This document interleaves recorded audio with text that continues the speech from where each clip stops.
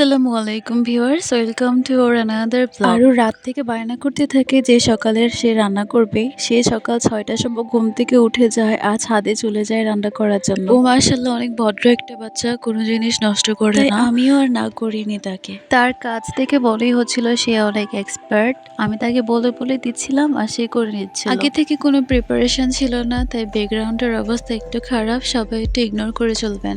গরম তেলে আস্তে আস্তে পেঁয়াজ বাটা, হলুদের গুঁড়ো, মরিচের গুঁড়ো দিয়ে ভালো করে মশলাটা সে কষিয়ে নিচ্ছিল। আরে বেচারা ক্লান্ত হয়ে গেছে ততক্ষণে। মশলা কষানো শেষে সে আস্তে আস্তে মাছগুলাও দিয়ে দিয়েছে। আরও নতুন নতুন স্কুলে ভর্তি হয়েছে, একটু পরেই তার স্কুলের সময় শুরু হয়ে যাবে। সে রান্নাবান্না শেষ করে তাড়াতাড়ি করে স্কুলে যাবে। সবকিছু একদম পারফেক্ট হয়েছিল, তরকারি কালারটাও কি সুন্দর হয়েছিল মাশাআল্লাহ। আজকে ভিডিও এই পর্যন্তই। সবাই অনেক ভালো থাকবেন। আল্লাহ হাফেজ।